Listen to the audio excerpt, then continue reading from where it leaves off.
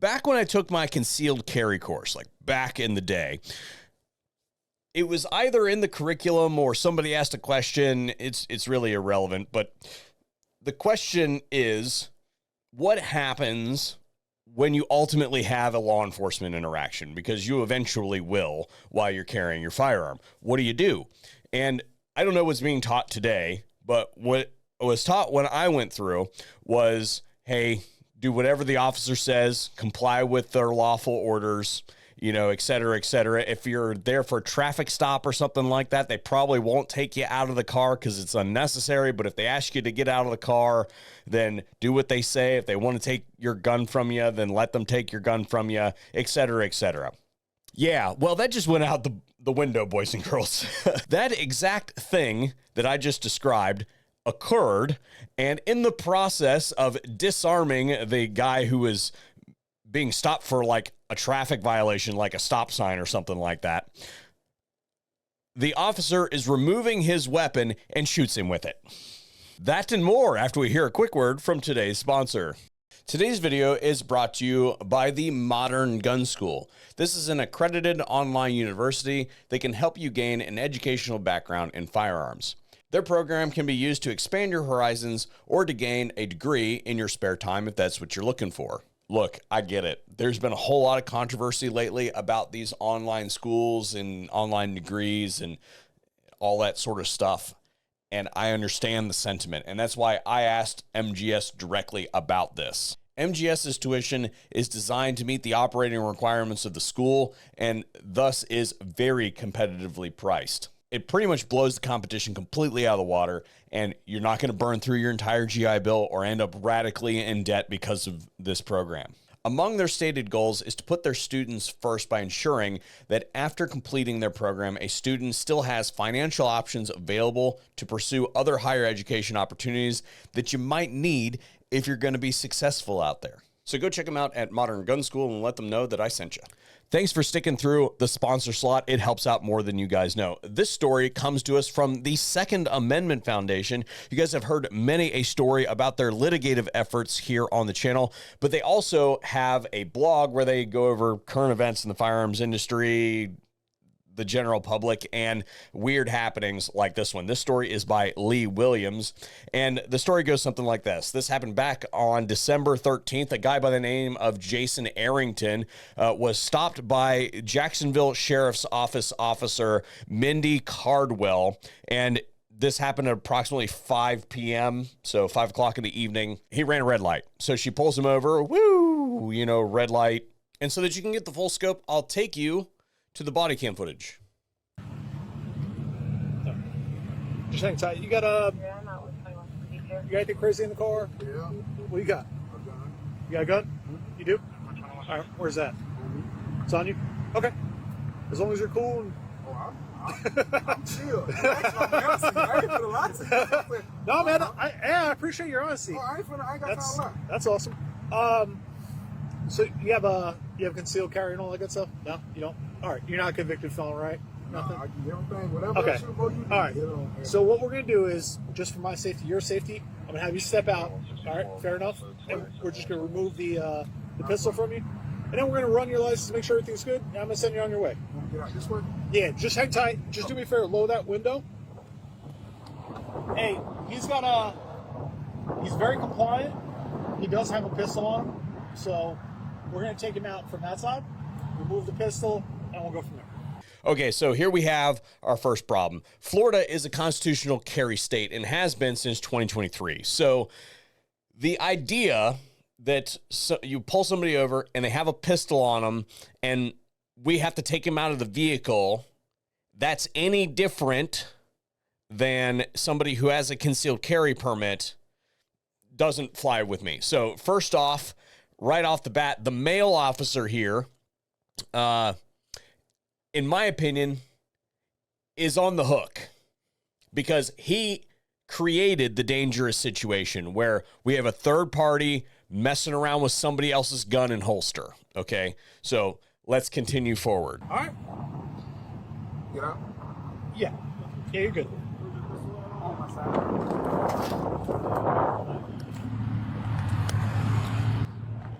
Got the steel. I appreciate it, man, being very honest. yeah. And unfortunately, that's where I have to stop the body cam footage because, like, literally in the next frame, Mindy is screwing around inside the dude's holster. And in the internal affairs report, it states that she got multiple fingers inside of his trigger guard, causing the weapon to discharge into his right leg, high on the hip, and exit out about the lower portion of his thigh. It's very graphic. I can't show it to you. They ultimately end up putting a tourniquet on him and taking him to the hospital. He's also on leave because he's an equipment operator. So yeah, they screwed him up pretty bad. And the justification given after the fact is that the steering column was damaged on the vehicle and they thought it might be stolen. And I don't buy that one single bit. I'm sorry, because here's the thing. When you get pulled over, standard operating procedure is that you run the plate. Okay? So they already know what you look like. Your picture pops up. Whoever the vehicle is registered to, your picture pops up, and they should be able to immediately have looked at that on the computer in the vehicle.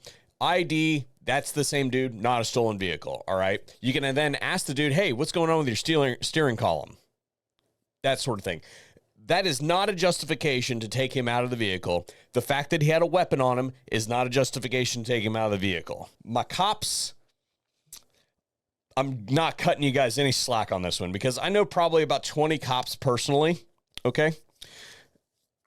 And I can only think of four off the top of my head that are competent with their weapons. I used to kind of part-time as an armorer for a local police department, and the number of loaded guns that I have had pointed at my face. There was one time somebody pointed a .45 caliber Glock at me, and I could see the gold dot in the chamber, right? I could see the hollow, it's very characteristic.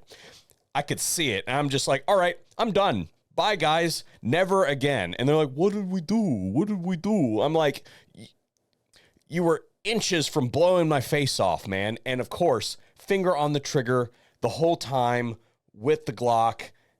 It's bad, all right? And the idea that you work around weapons every single day and you can be that incompetent with them.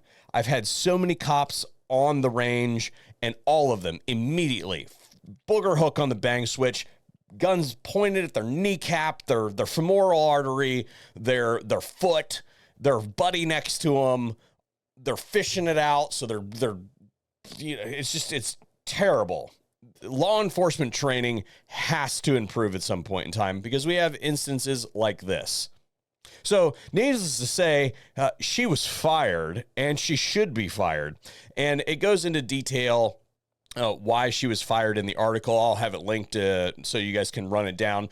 But that law enforcement department very well, it's the Jacksonville Sheriff's Department, so probably not have to disband or unincorporate to handle it, but they're going to probably have a lawsuit of several $1 million on their hands, probably tens of millions of dollars due to this officer's poor training, actions in the field, and just overall negligence. And so I guess what I would say here is there was absolutely no reason for her to take that dude out of the car whatsoever, right? Unless she has some kind of warrant or some kind of communication that this is potentially a dangerous person. She's already run the dude's plates. She knows that he doesn't have a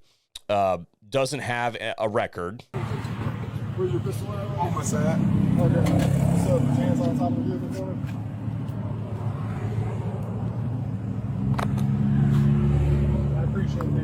Oh, yeah. I've had probably 20 or 30 law enforcement interactions in my lifetime while carrying a gun, and never has that ever happened. In fact, there was one time where the officer got out and ran my plate, and I was coming home from the place that I worked at where you could not have guns at all, like not even in the parking lot in your vehicle at the time. And he was like, do you have your gun on you? And I was like, no, I don't actually. He's like, huh. Well, why not? Now, this draws into question for the rest of us, if the officer asks you to get out of your car, do you now cite this incident and say, hey, is it really necessary for me to get out of the vehicle? Am I being detained? Do you have a warrant or something like that? If you do, then, you know, fine. But there was this one incident where they took the person out of the car, and in the process of taking their gun from them, the officer shot the person. I'm really concerned about that. I don't know your level of training, like, not to be rude or anything, officer, but I'd prefer not to get shot today, right? Can I just leave my pistol under my seat and hand you my credentials, right?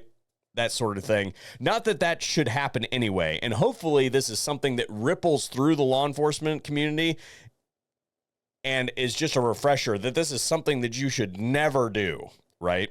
It looks to me like the guy was carrying a Glock.